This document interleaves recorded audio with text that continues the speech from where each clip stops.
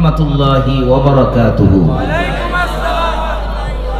আল্লাহ তাআলার দরবারে শুকরিয়া আদায় করছি যে আল্লাহ তাআলা আমাদেরকে আজকে জান্নাতের বাগানে আসার বসার তৌফিক দিয়েছেন। কালিমাতু শুকর আদায় করি, মহব্বতে বলি আলহামদুলিল্লাহ। এবার ডান হাতটা উঁচু করে বলেন হায়াতের মালিক কে? আল্লাহ। জোরে বলেন কে? মৌতের মালিক কে? রিজিক দেনেওয়ালা কে? আল্লাহ। লক্ষ কোটি দুরূদ সালাম পেশ করছি রাউফুর রহিম সাইয়্যিদুল মুরসালিন ইমামুল মুরসালিন রাহাতুল আশিকিন রহমতে দু আলম সরকারে দু আলম সাহেবে কাউসার মদিনা কা তাজদার নবী মুহাম্মদুর রাসূলুল্লাহ সাল্লাল্লাহু আলাইহি ওয়াসাল্লামের নূরানী কদম মুবারক। প্রিয় হাজিরিন, আমি আপনাদের সামনে মুখতাসার কিছু কথা বলবো। গতকালও বাঞ্ছারামপুরে প্রায় 3.5 ঘন্টার মতো আলোচনা হয়েছে। আমি নিজেও ক্লান্ত, তারপর আমাদের দরবার শরীফের এজাজতের মাহফিল আমাদের পীর ভাইদের আবেদনের কারণে আসতে হয়েছে। তো আমি আপনাদেরকে যারা এসেছেন, যারা ফুলের বাগানে ঢুকে তারা ফুলের ঘ্রাণ নেয় অথবা ফুলটাকে ছিঁড়ে বাড়িতে নিয়ে হইলেও ফুলের ঘ্রাণটা সুঘ্রাণটা তারা গ্রহণ করে। কথা ঠিক আছে কিনা?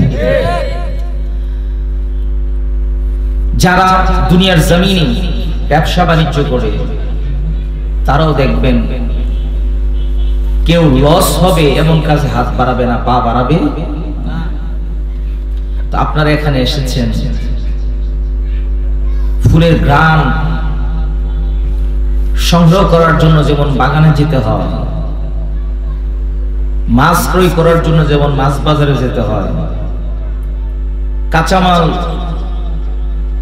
ক্রয় করার জন্য যেমন তরি তরকারির বাজারে যেতে হয়, তেমন আল্লাহ এবং তার হাবিবকে চিনার জন্য আল্লাহ এবং তার হাবিবের মজলিসে বসতে হয়। সুবহানাল্লাহ বলেন। এসেছি আমি একা, যাব একা। আমার জীবনের শুরু হয়েছে অন্যের হাতে। আমার নিজের জীবনটাকে আমি নিজে তৈরি করি নাই। মায়ের পেটে যখন একটা সন্তান মায়ের গর্ভে আসে, 4 মাস সময় 120 দিন পরে একজন ফেরেশতা আল্লাহ তাআলা পাঠান। ফেরেশতা এসে ওই বাচ্চা হায়াত কয়দিন পাবে, দুনিয়াতে রিজিক কেমন হবে, সবকিছু মায়ের পেটে থাকতেই ওই ফেরেশতা লিপিবদ্ধ করে দেয়। আমি কি করব? এটা আল্লাহ পাক ওই সৃষ্টি জগতে আলমে আরোহার মধ্যে আমি যে দুনিয়াতে এসে কি করব সব আল্লাহ তাআলা লিপিবদ্ধ করে ফেলেছেন। সাহাবায়ে কেরাম বলি ইয়া রাসূলুল্লাহ, যদি সবকিছু জানাই থাকে আমি জান্নাতি না জাহান্নামী, তাহলে আমল করার দরকার কি? আল্লাহ তো সব ঠিকই করে রাখছেন। প্রশ্নটা এমন আসতে পারে না? আল্লাহর নবী বলেন সাহাবীরা ইমালু, তোমরা আমল করে যাও। আমল মানুষের কম বেশি হয়। কারো বয়স 50 বছর, 40 বছর যাবত নামাজ পড়ে নাই, এমন আছে না নাই? 60 বছরের জিন্দেগি 50 বছর পার হয়ে গেছে, নামাজ পড়ে নাই, রমজান মাসে রোজা রাখে নাই, এমন মানুষ আছে। যদিও তারা থাকে, আল্লাহ তাআলা বলে তুমি আমলটা শুরু করো, গুনাহ মাফের দায়িত্ব তো আমি আল্লাহ তাআলা নিলাম। সুবহানাল্লাহ বলেন। শয়তান আল্লাহর কাছে ইবাদত বন্দেগী করার পরে আল্লাহর কাছে খুব প্রিয়। কয় লক্ষ বছর ইবাদত করেছে বলেন তো? মাশাআল্লাহ। যদি উনি 950 বছর বলছে তবে এটা 9 লক্ষ বছর। কয় বছর? 9 তো ঠিক আছে, কথা কোন ঠিক না?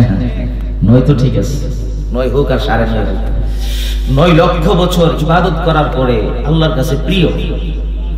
প্রিয় হওয়ার পরে আল্লাহর হুকুম না মানার কারণে ওই লোক ইবলিস শয়তান, সে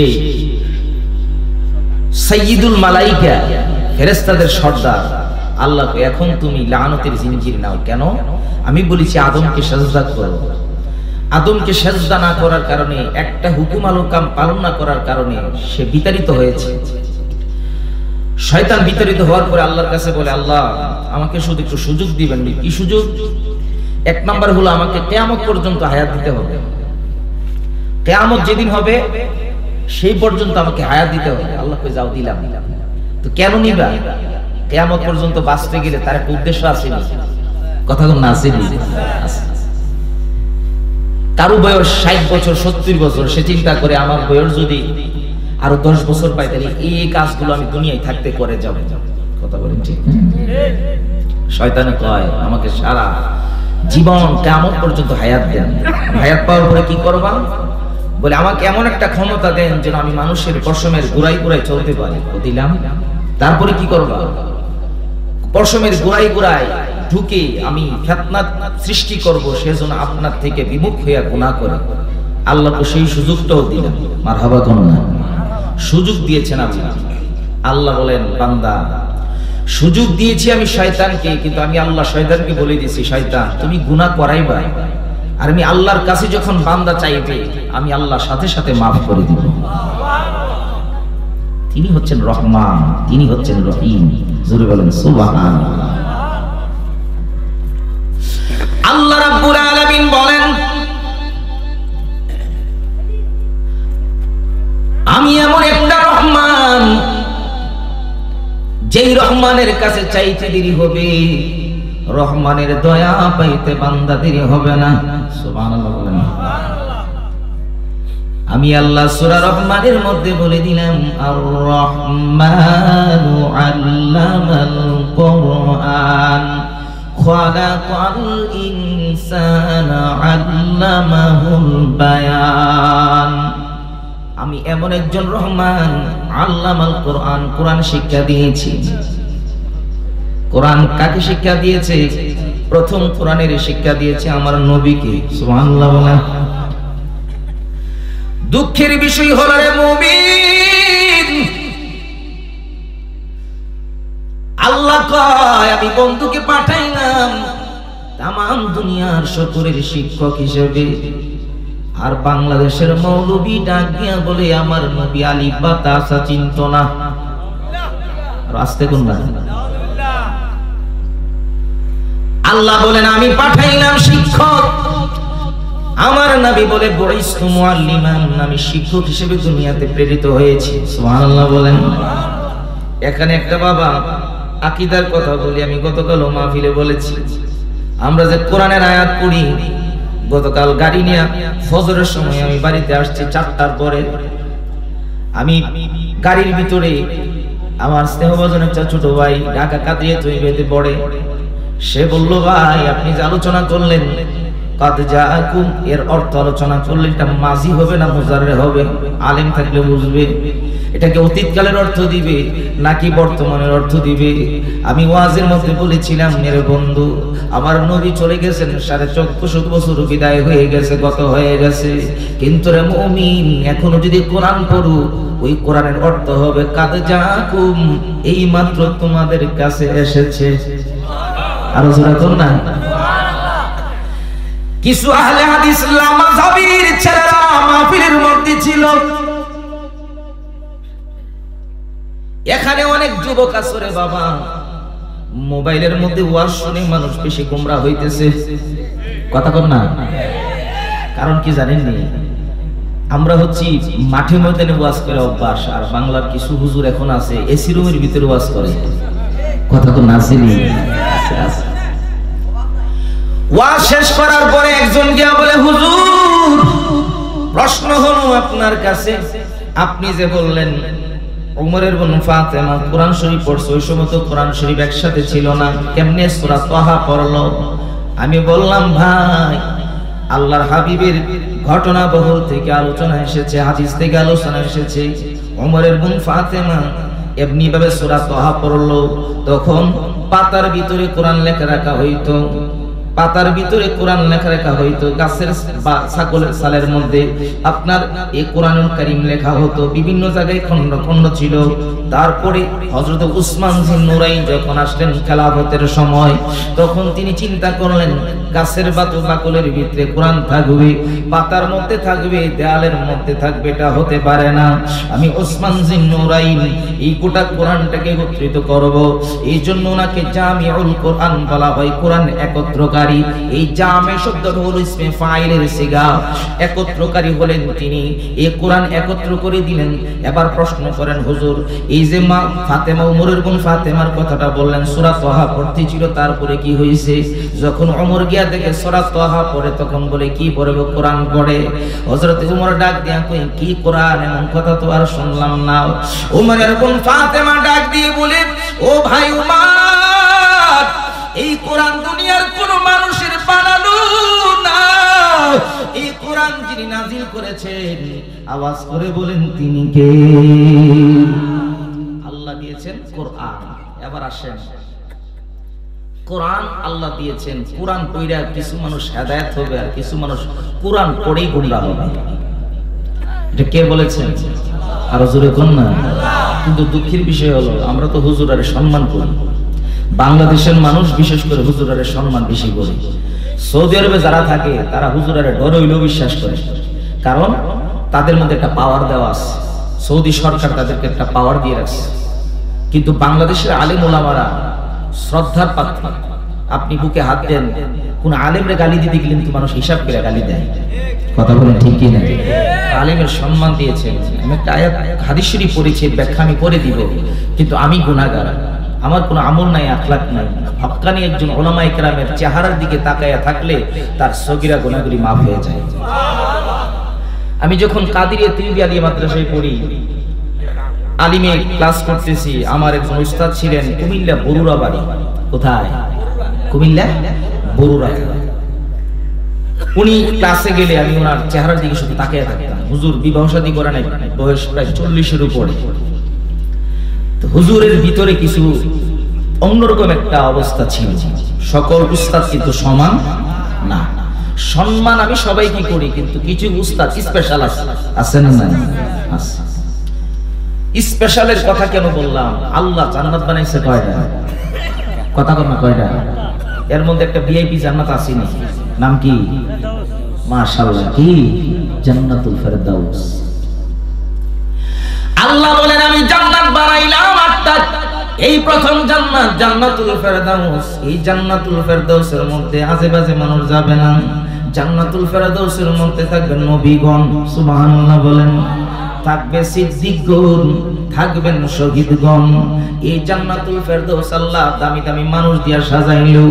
এই দামি দামি মানুষদের স্পেশাল ভাবে বুঝাইলো। দুনিয়ার জমিনও স্পেশাল আছে, যেমন ছোট আছে তেমন বড় আছে।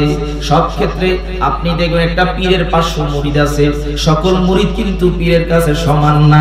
কথা কোন ঠিক কি না? আল্লাহর হাবিবের সাহাবী ছিল, বিদায় হজের ভাষণ যখন দেন, সাহাবী ছিল 1,24,000 বা 1.25 লক্ষ সাহাবী। 1.25 লক্ষ সাহাবী যখন দাঁড়িয়ে আছে, আল্লাহর নবী বিদায় হজের ভাষণ দিচ্ছেন। ওই সাহাবীদের মধ্যে আল্লাহর নবী বলেন, আমি 1,24,000 সাহাবীকে জান্নাতের সার্টিফিকেট দুনিয়ায় থাকতে দেই নাই। আমি দুনিয়ায় থাকতে 10 জন সাহাবীকে জান্নাতের সার্টিফিকেট দিয়েছি। তার মধ্যে সর্বপ্রথম নাম যার, তিনি হলেন সিদ্দিক আকবর, আবু বকর সিদ্দিক। এখন সাহাবী তো অনেক আছে, আবু বকর কেন পাইল জানার দরকার আছে না? কথা কোন আসেনি? কষ্ট হইলে বলবেন, সাথে সাথে আলোচনা শেষ হয়ে যাবে। আবু বকর রাদিয়াল্লাহু তাআলা আনহু মুসলমান কিভাবে হয়েছেন এটা জানার দরকার আছে না? আবু বকর রাদিয়াল্লাহু তাআলা আনহু উনি গেছেন সিরিয়ার মধ্যে ব্যবসা করার জন্য। সিরিয়াতে ওই সময় ব্যবসা বাণিজ্য ভালো হইতো, মক্কার সাথে সিরিয়ার একটা সম্পর্ক ছিল। সিরিয়াতে যখন ব্যবসা করতে গেলেন, তখন রাত্রিবেলা উনি ঘুমানোর পরে 2টা স্বপ্ন দেখছেন। সুবহানাল্লাহ বলেন। কয়টা স্বপ্ন? 2টা স্বপ্ন। এখনো যারা দেখেন, স্বপ্নের একটা তাবির আছে, কিন্তু আসলে আমরা হুজুরের কাছে এখন যাইও না, জিজ্ঞাসাও করি না। স্বপ্নের মধ্যে আপনার বিপদ আসতেছে না ভালো আসতেছে না খারাপ আসতেছে, স্বপ্নের মধ্যে আল্লাহ তাআলা আপনাকে দেখাইয়া দেয়, আপনি স্বপ্নের তাবিরটা কোনো ভালো আলেম থেকে জেনে নেবেন। স্বপ্ন দেখার পরে ভালো হোক আর খারাপ হোক এটা জেনে নেবেন। জেনে নিলে কি হবে, আপনার বিপদ নাকি ভালো আপনি বুঝতে পারবেন। হুজুর আপনাকে বুঝাইয়া দিবে। আবু বকর স্বপ্ন কয়টা দেখছিল? আর যেরকম কয়টা? দুইটা স্বপ্ন দেখছিল। এক নাম্বার স্বপ্ন দেখেছে আবু বকরের আকাশের পূর্ণিমার চাঁদরা আবু বকরের এই বুকের উপর আইসা পড়েছে। আবু বকর ওই আকাশের পূর্ণিমার চাঁদরারে জড়াইয়া ধরছে, চিল্লায় বলেন মারহাবা। দুই নাম্বার স্বপ্ন দেখেছি ওই আকাশের পূর্ণিমার চাঁদরা টুকরা টুকরা হয়ে মক্কার প্রতিটা ঘরে ঘরে ছড়িয়ে গেছে।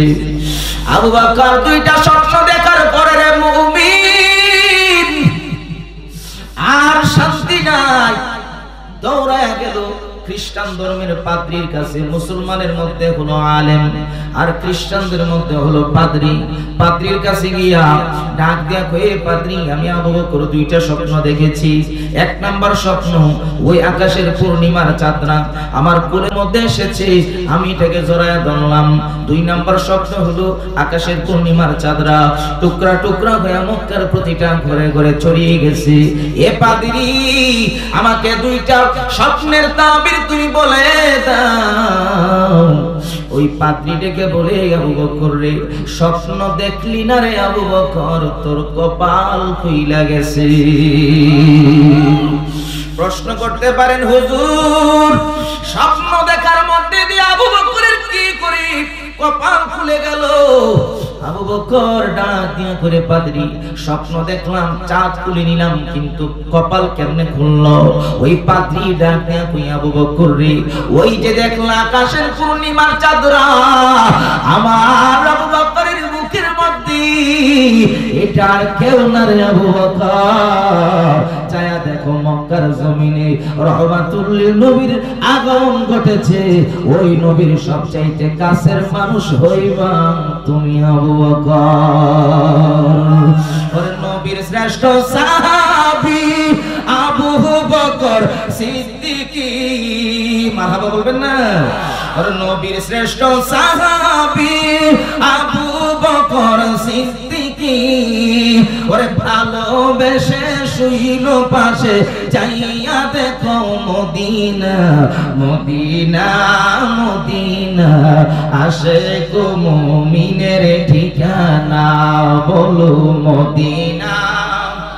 মাশাআল্লাহ, আশিক মুমিনের ঠিকানা। ওরে দিদার চেয়ে কাঁদো তোমরা, দিদার চেয়ে রাহনা নবীর দিওয়ানা, মদিনা মদিনা আশিক মুমিনের ঠিকানা। ওরে জালালউদ্দিন সুয়ুতি ওরে ৭৫ বার দেখলো নবীজি, মারহাবা বলেন। ওরে জালালউদ্দিন সুয়ুতি ৭৫ বার দেখলো নবীজি, ওরে এতবার দেখিয়া নবী তৃপ্তি তাহার হলো না, মদিনা মদিনা আশিক মুমিনের ঠিকানা, বলেন মদিনা আশিক মুমিনের ঠিকানা। ওরে দিদার চেয়ে কাঁদো তোমরা, দিদার চেয়ে তোমরা হও না নবীর দিওয়ানা, মদিনা মদিনা আশিক মুমিনের ঠিকানা। একটা জবান বন্ধ রাখবেন না, নবীর মহব্বতে ডান হাতটা উঁচু করে চিল্লায় বলেন ইয়া রাসূলুল্লাহ, আরো জোরে বলেন ইয়া রাসূলুল্লাহ, মহব্বতে বলেন ইয়া রাসূলুল্লাহ। আবু বকর ডাক দিয়া কই, পাদ্রী দুই নাম্বার স্বপ্নের তাবির আমাকে বলো। ওই পাদ্রী ডেকে বলে, ও আবু বকর ওই আকাশের পূর্ণিমার চাঁদরা দেখা যায়, এটা টুকরা টুকরা হইয়া যে মক্কার প্রত্যেকটা ঘরে ঘরে গেছে, আল্লাহর নবীর হেদায়েতের নূর মক্কার প্রতিটা ঘরে ঘরে ছড়িয়ে যাবে। ওই সময় আবু বকর পাগল পারা হয়ে গেছে গো, ব্যবসা থাক, ব্যবসার আর দরকার নাই, কম দামি মালগুলো বিক্রি করে দিয়েছে। কিন্তু আবু বকর যখন মক্কার জমিনের মধ্যে আসলো রে ভাই, তখন হিসাব করে দেখে গোটা জিন্দেগি জিন্দেগিতে যত ব্যবসা করেছে সিরিয়ার সাথে, ওই সময় যে তাড়াতাড়ি মানুষ গরু বিক্রি করেছে, সারা জীবন যত লাভ করেছে, ওই ব্যবসার মধ্যে আল্লাহর বরকত বাড়ায়া দিছে। মক্কার ভিতরে আসিয়া এবার চারিদিকে শুধু খুঁজে আব্দুল্লাহর বেটা মুহাম্মদ ইবনে আব্দুল্লাহ কোথায় আছে, একটু তালাশ করা দরকার। তালাশ করতে করতে করতে করতে গিয়া আল্লাহর নবীর দেখা পেয়েছি। ডাক দিয়া কই, ইয়া রাসূলুল্লাহ, আমি এসেছি, আমি আপনাকে বেয়াদবি আপনি নেবেন না, আপনার কাছে শুধু একটা জিনিস আরজি অনুরোধ করি গো নবী, আপনি যে নবী, এই নবুয়তের একটা দলিল আমাকে দেন, নবুয়তের একটা ডকুমেন্টস আমাকে দেন। আপনি দলিলটা দিলে আমি আবু বকরের জন্য সহজ হয়ে যাবে। এমন সময় আমার নবী ডাক দিয়ে কই, আবু বকর,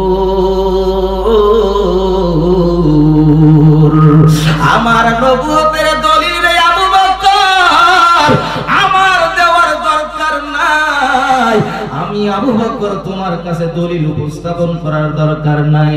আমি রহমতের নবী বলি, আমার নবুয়তের দলিল হইলা তুমি নিজেই আবু বকর।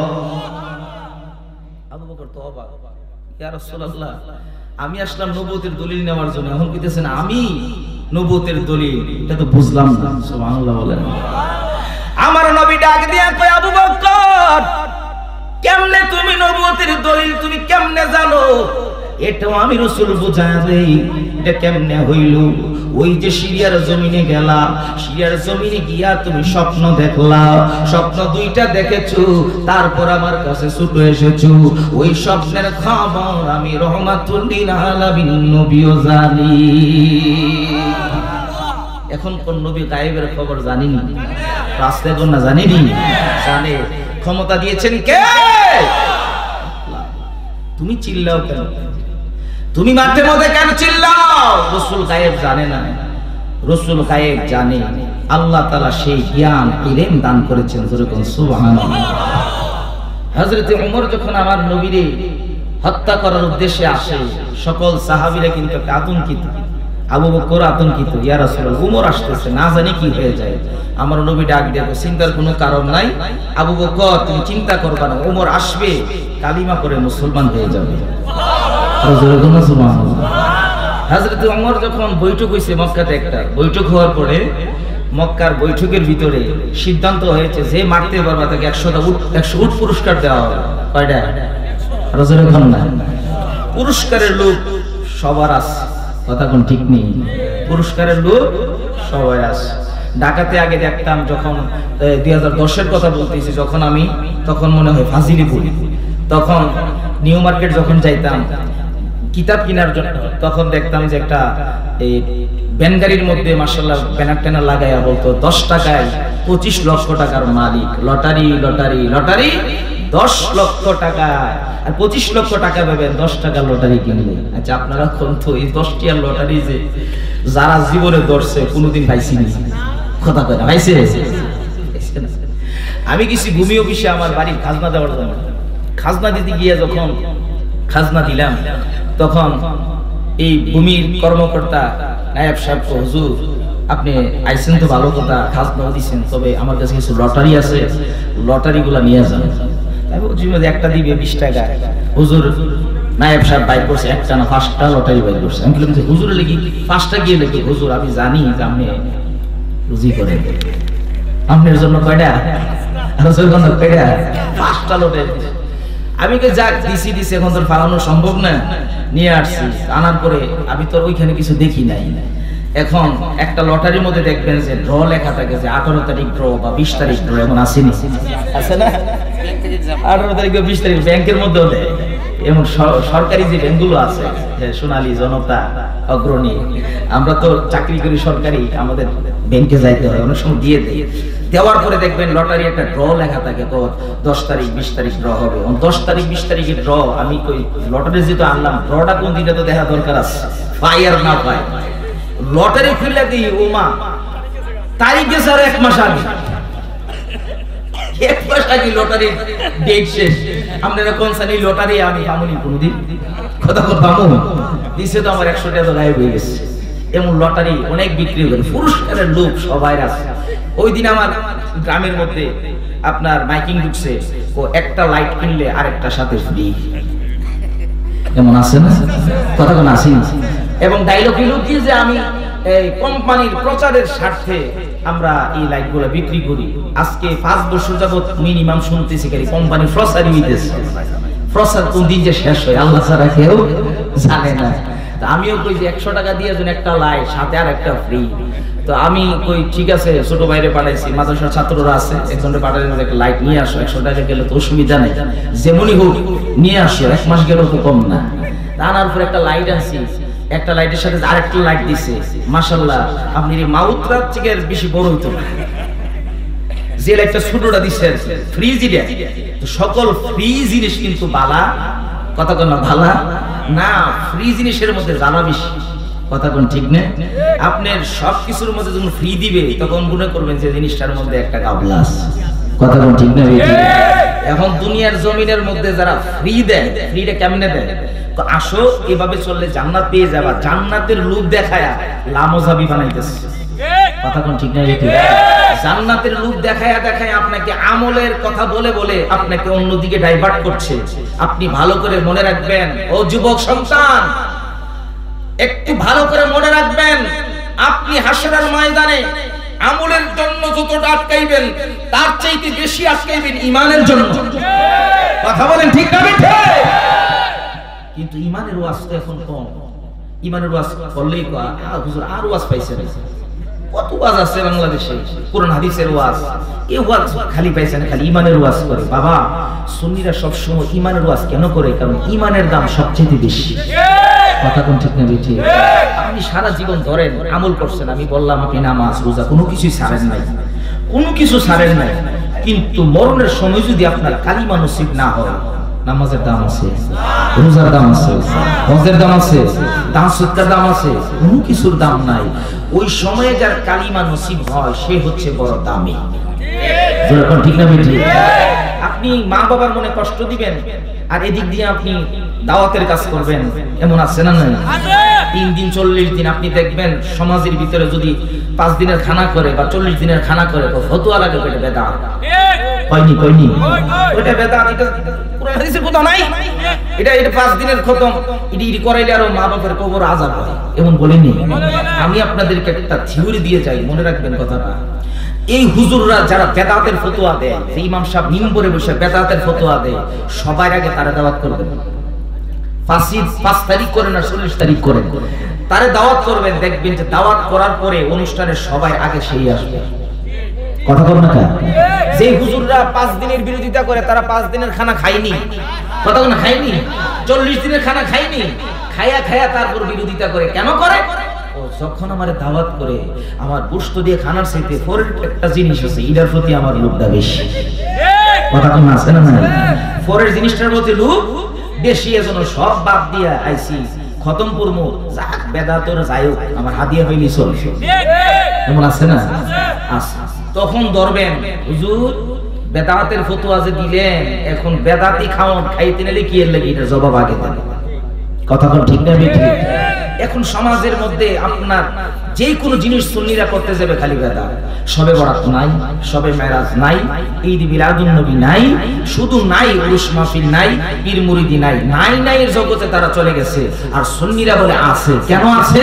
কারণ নবীর কাছে সব জ্ঞানের খবর আছে, কথা কোন ঠিক না ঠিক। আল্লাহর কাছে সকল ইলমের ক্ষমতা আছে, ওলি আল্লাহদের কাছে মারিফতের ক্ষমতা আছে, হাকিকতের ক্ষমতা আছে, তরিকতের ক্ষমতা আছে, সুন্নির আসের ভিতরে আছে। এই জন্য বলে শবে বরাত আছে, শবে মেরাজ আছে, শবে কদর আছে, লাইলাতুল বরাত আছে, দান সদকা আছে, 40 আছে, 5 দিনের খতম আছে, পীর মুরিদি আছে, মাজার আছে, খানকা আছে, দরবার আছে, কবরের মধ্যে নবী আছে। মাশাআল্লাহ মাশাআল্লাহ, মারহাবা। এই কথা একটা মনে করে দিছে, এর যেদিকে যায় চালার কোনো শেষ নাই।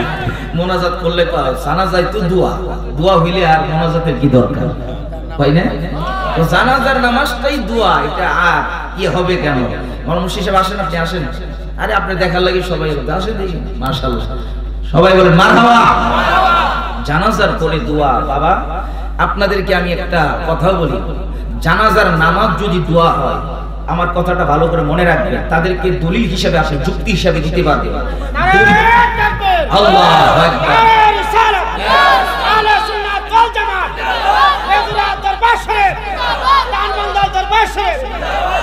জোরে বলেন মারহাবা। এই কথাগুলো মনে রাখবেন বাবা। আপনি যে জানাজাকে দোয়া বলতেছেন, আমি এখানে দোয়া যদি করি, আমি দোয়া করতে গেলে ডান দিকে ফিরে যদি দোয়া করি, দোয়া হবে না, হইতো না, কথা কথা হবে না। উত্তর দিকে যদি ফিরে দোয়া করি, দোয়া হবে না। পূর্ব দিকে ফিরে করলে হবে, দক্ষিণ দিকে ফিরে করলে, পশ্চিম দিকে ফিরে করলে হবে। কিন্তু নামাজ আপনি যদি পূর্ব দিকে ফিরে করেন, হইব না, কথা কোন হইব না। উত্তর দিকে ফিরে করলে হইব না, দক্ষিণ দিকে ফিরে করলে হবে না। তাহলে যারা বলতেছে নামাজ, জানাজার নামাজটাই দোয়া, তাহলে দোয়া তো আমি যেদিকে ফিরে সেদিকে করতে পারি। এখন ওই মুল্লাদের কাছে জানতে চাই, জানাজার নামাজ আপনারা কি উত্তর দিকে পড়েন না পশ্চিম দিকে পড়েন? বলে পশ্চিম দিকে পড়ি। কেন পড়েন? তো পশ্চিম দিকে নামাজ পড়তে হয় কিবলামুখী হইয়া। তো কিবলামুখী হইয়া যদি জানাজার নামাজ পড়েন, আপনার জবান থেকে হলো জানাজার নামাজ, আবার আপনি বলতেছেন জানাজার নামাজ মানে হলো দোয়া। এর মানে কথা আর কাজে আপনার কোনো মিল নেই। কথা বলে ঠিক না বেঠে? এটা মনে রাখবেন। আর কোরআন হাদিসের দলিল আপনার দরকার নেই। বলে দোয়া কোন দিকে ফিরে করা যায়, এটার আগে কবে তো সব দিকে ফিরে করা যায়। তো করা গেলে নামাজ কি সব দিকে ফিরে করা যায়? না। তাহলে জানাজার নামাজটা এটা দোয়া না, এটাও নামাজ। কথাটা ঠিক না বেঠে? কিন্তু দেখা গেছে কি প্রত্যেকটা নামাজের মধ্যে দোয়া আছে না নাই? কথা কোন আছে না নাই? নামাজ আগে, দোয়া পরে। কথা কোন ঠিক না বেঠে? এখন আমি পড়ি ইহদিনাস সিরাতাল মুস্তাকিম, আল্লাহ সরল সঠিক পথে আমারে চালাও, আমাকে সরল সঠিক পথের সন্ধান দাও। আমি যে আল্লাহর কাছে দোয়া করলাম ইহদিনাস সিরাতাল মুস্তাকিম, এই যে সরল সঠিক পথের কথাটা বলছে, সরল সঠিক পথের কথাটা দিয়ে বোঝা গেল যে গরল পথ আছে। কথা কোন আসেনি? আছে। রাহমাতুল লিল আলামিন নবী সরল সঠিক পথের মধ্যে দেখাইতে গিয়া একটা অঙ্কন করলেন, লম্বা একটা আঁক দিলেন, দিয়া সাইড দিয়া আবার কতগুলো আঁক দিলেন। সোজা রাস্তাটার মাঝখানের মধ্যে আর কোনো আঁক নাই।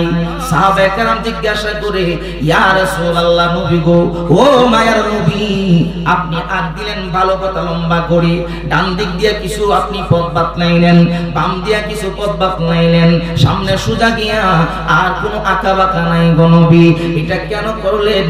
আল্লাহর নবী রাহমাতুল লিল আলামিন ডাক দিয়া কয়, এ সাহাবীরা রে, ডান দিকে যেগুলো গেছে সেইগুলো হলো বাতিল ফেরকা, বাম দিকে যেগুলো গেছে সেটাও বাতিল ফেরকা। আমি আপনাদের কাছে জানতে চাই, ও আব্বাজিরা, এই বাংলাদেশের জমিনে যারা তাবলীগ করে, এই তাবলীগ জামাত সর্বোচ্চ 200 বছর হবে। কথা বলেন ঠিক কি না? যারা মিলাদ কিয়ামের বিরোধিতা করে বাংলার জমিনে সর্বোচ্চ তাদের মেয়াদ হবে 50 বছর। এই আরবের জমিনে যে ইবনে আব্দুল ওয়াহাব নজদি 1932 সালে মিলাদ কিয়াম বন্ধ করেছে সৌদি আরবের জমিনে, এই সবগুলো বন্ধ হয়েছে মাত্র 200 বছর বয়স হবে। কিন্তু মিলাদ কিয়াম আজকে নতুন কিছু না রে আব্বা। রাহমাতুল লিল আলামিন যখন জমিনে আসলেন, জমিনে আসার পরে শুধুমাত্র মানুষ না, শুধুমাত্র জঙ্গলার পশু পাখি না, শুধুমাত্র গাছ গাছালি না, আল্লাহর তামাম সৃষ্টি জগৎ সসম্মানে নবীর সম্মান করেছে, তাজিম করেছে। চিল্লায়া বলেন আল্লাহু আকবার।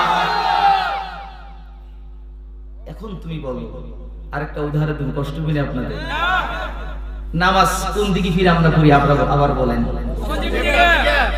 কেন করি? কি আছে? কিবলা, কাবা। বাংলাদেশ থেকে খানায়ে কাবার দূরত্ব কত কিলোমিটার জানেন না? 6,500 মাইল। কত হাজার? 6,500 মাইল দূরে হইল খানায়ে কাবা। কবির খেয়াল করেন, নামাজ পড়লাম দক্ষিণ বেজুরার যে কোনো মসজিদে নামাজ পড়লাম, নামাজ আদায় করলাম, সুন্নি মসজিদে পড়ি আর বাতিল ফরকার মসজিদের মধ্যে পড়ি, নামাজটা পড়লাম। নামাজ পড়ার পরে আমি যদি আপনাকে জিজ্ঞাসা করি, ও ভাই, ও আব্বাজি, কেন আজকে আপনি এই খানে কাবার দিকে ফিরে নামাজ পড়লেন? বলবেন ওইখানে হলো আমাদের কিবলা, কিবলার দিকে ফিরে নামাজ আদায় করেছি। হে বন্ধুরে, এই যে আপনি মসজিদের মধ্যে দাঁড়ায় কিবলার দিকে কিবলামুখী হয়ে নামাজ আদায় করলেন, এতদিন যে নামাজ আদায় করলেন দক্ষিণ বেজোরার মসজিদের মধ্যে, কোনদিন খানে কাবারে দেখা সাজদা দিছেননি? আর জোরে কোন না, কোনদিন খানে কাবারে দেখা সাজদা দেই না। খানে কাবা হলো 6500 মাইল দূরে, আমি বললাম দক্ষিণ বেজুরা, খানে কাবা হলো মক্কা শরীফের মধ্যে। কিন্তু মক্কা শরীফের তাজিমের জন্য এই দক্ষিণ বেজুরার মসজিদ থেকে আমি দাঁড়ায় কিয়াম করে নামাজ পড়লাম, কারণ নামাজের মধ্যে কিয়াম করা হলো ফরজ। কথা বলেন ঠিক কিনা? এখন প্রশ্ন হলো রে আব্বা, ওই নামাজের ভিতরে যখন আপনি দাঁড়ায় কিয়াম কইরা ওই খানে কাবার মহব্বতে, খানে কাবার কিবলা মানার কারণে আপনি দাঁড়ায় দক্ষিণ বেজুরাতে নামাজ আদায় করলেন, কিন্তু একটিবার কি জানতে চাইলেন না আপনি যে কিবলার পাগল হইলেন, আপনি যে কাবার পাগল হইলেন, ওই কাবা কার জন্য আসলো রে আব্বাজিরা? ওই কাবার পাগল হইয়া ওই কাবার জন্য আপনি দাঁড়ায় নামাজ পড়লেন রে আব্বা, কিন্তু আমার রহমতের নবীর খবর তো একবার নিলেন না। যখন আপনাকে বলা হয় আপনি কেন রাসূলের সালাতু সালামের সময় দাঁড়ান না, তখন বলে কোনো দলিল নাই। এর থেকে দলিল আপনি খুঁজে নেন, বলে কেমনে? নামাজের ভিতরে নবীর মহব্বত ছাড়া নামাজ হবে না।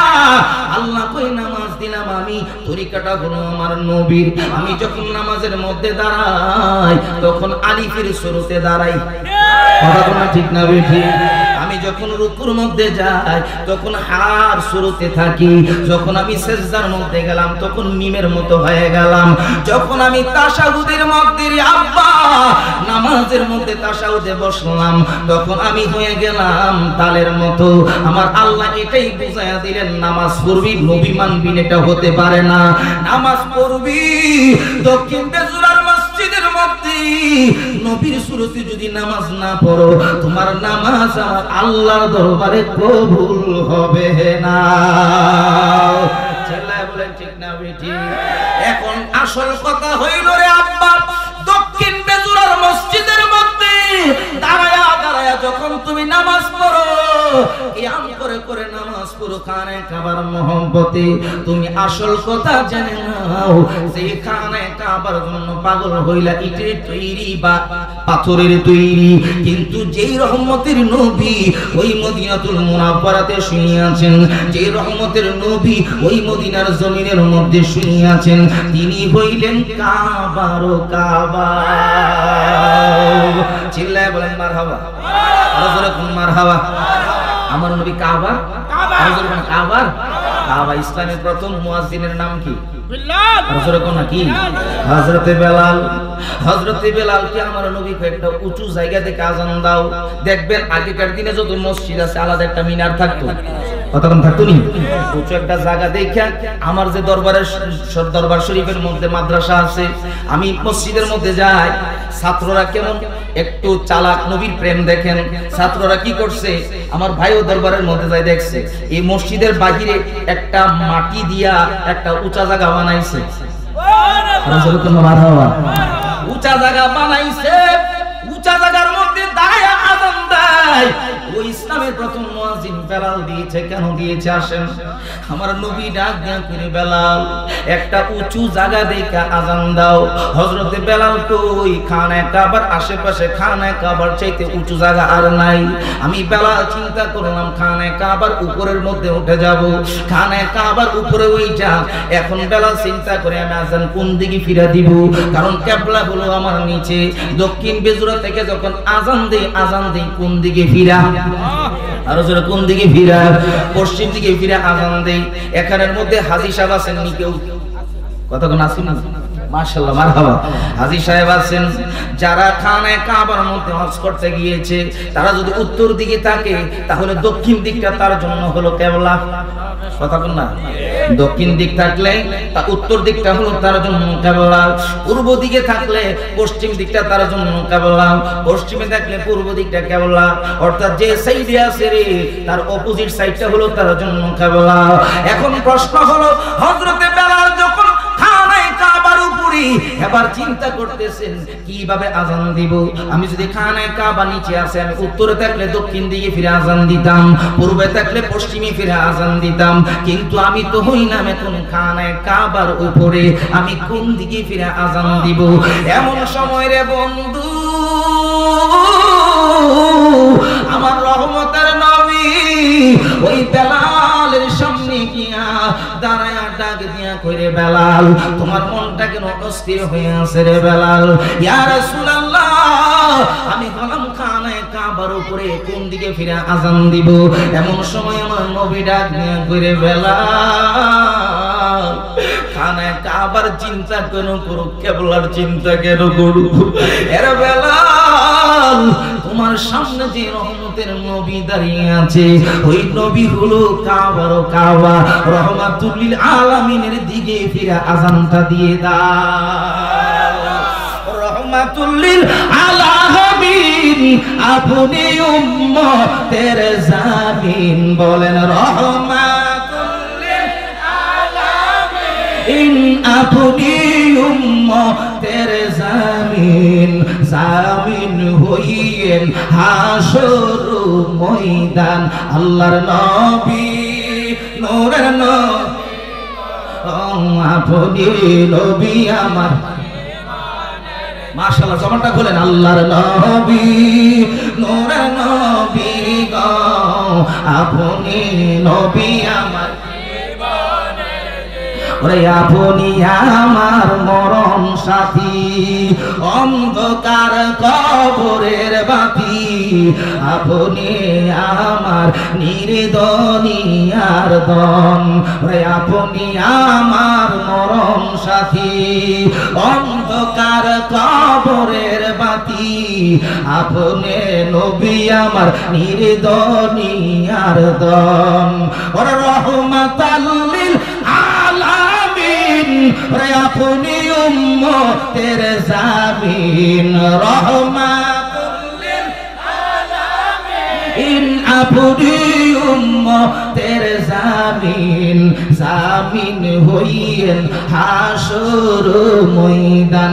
আল্লাহর নবী নূরের নবী আপনি আমার,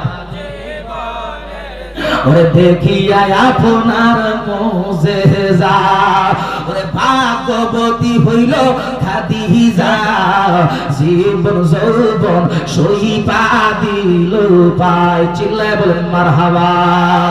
ওরে দেখিয়া আপনার মুজিজা, ওরে ভাগবতী হইল খাদিজা, জীবন যৌবন সহিপা দিল পায়, ওরে ধন সম্পদ যা হাসিল, ওরে চরণে সব সপিয়া দিল, ওরে ধন সম্পদ যা হাসিল, ওরে চরণে সব সপিয়া দিল, করিল আপনায় জীবনে রাবণ।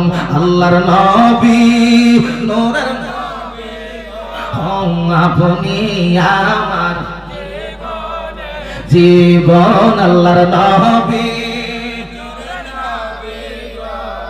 আপনি আমার। একটা জবান বন্ধ রাখবেন না আব্বাজিরা, ওই নবীর মহব্বতে ডান হাতটা উঁচু করে বলেন ইয়া রাসূলুল্লাহ, আরো জোরে বলেন ইয়া রাসূলুল্লাহ। নবী আছে যেখানে, রহমতের নবী আছে যেখানে, মিলাদ কিয়াম আছে যেখানে, মিলাদ কিয়াম আছে যেখানে, উরুস মুবারক আছে যেখানে, সুন্নি সম্মেলন আছে যেখানে, এবার চিল্লায়া বলেন মারহাবা। কষ্ট হইতেছিল আপনাদের, আর কিছুক্ষণ চলবো নি, আমি শেষ করে দিব, আমি আগেই বলছি বেশি আপনার কষ্ট দিব না। এবার হযরতে আবু বকরের কথা মনে আছে, কইতাম নি রে? আবু বকর ডাক দিয়া কোন নবী গো, আপনি যে আমার স্বপ্নের খবর জানেন, আর কোন দলিলের দরকার নাই, আবু বকর ডাক দেয়া কয়, ইয়া রাসূলুল্লাহ, আপনি আমাকে কালিমা পড়ায়া মুসলমান বানায়া দেন। আবু বকর মুসলমান হয়ে গেছে।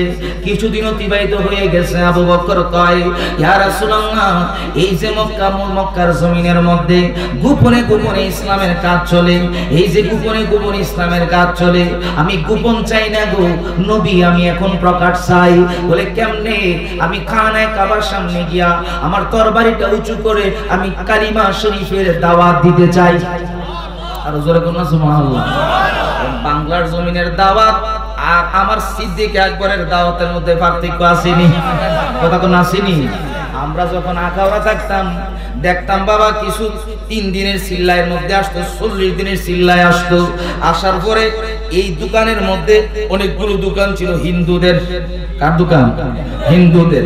হিন্দুদের দোকানের সামনে দিয়া যায়, মুসলমানের ঘরে গিয়া দাওয়াত দেয়ার হিন্দুর দোকান দেখলে আস্তে করে সাইড কেটে চলে যা। এমন দাওয়াতি কাজ বাংলাদেশে আসেনি? আছে। মুসলমানের কাছে আবার কালিমার দাওয়াত দেয়। কেমন বোকার বোকা, তুই কালিমার দাওয়াত দিবি, যা তুই হিন্দুর কাছে যা। কথা কোন ঠিক না বেঠিক? কারণ হিন্দুরা হলো ইসলাম ধর্মের পরে সর্বশেষ যেই ধর্মটা প্রাচীন ধর্ম, এটা হলো হিন্দু ধর্ম। মূর্তি পূজার নতুন কিছুটা আগে থেকেই ছিল। খানায়ে কাবার মধ্যে 360টা মূর্তি ছিল। কিন্তু দুঃখের বিষয় হলো আমাদের দেশের মূর্তি যে বানায়, মূর্তি বানাইছে ভালো কথা, কিন্তু পিছন দিক দিয়া যে একটা জিনিস দেয় এটার ভালো লাগে না। কিতা দেয়?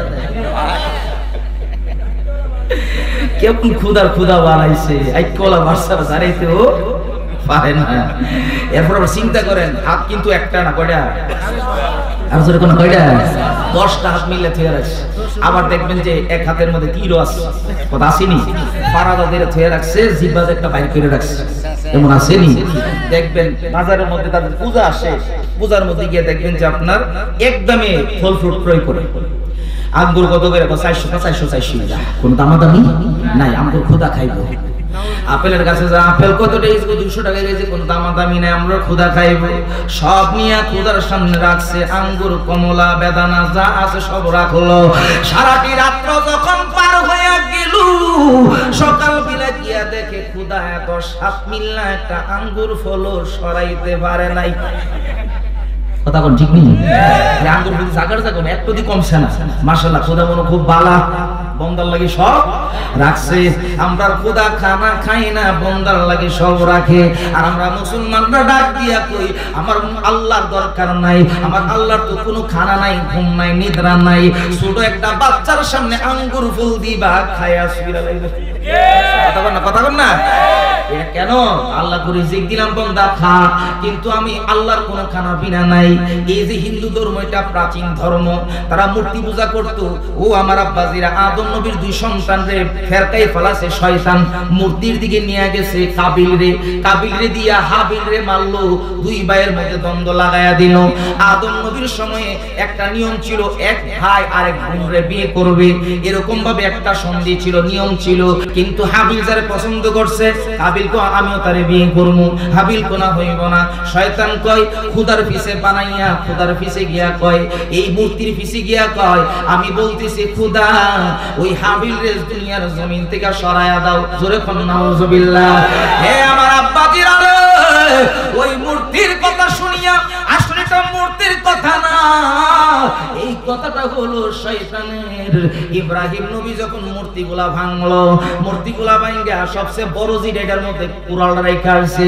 এবার ফেরাউন ডাক দিয়া কই, হে মুসা, কেন তুমি এই মূর্তিগুলা ভাঙছো? আমি ভাঙ্গি নাই। ওটা কে ভাঙছে? কো যেই বড় খুদার উপরে কুড়াল আছে, ওই বড় খুদাই কইব মূর্তিগুলা কেডা ভাঙছে। কথা কোন, কথা কোন না।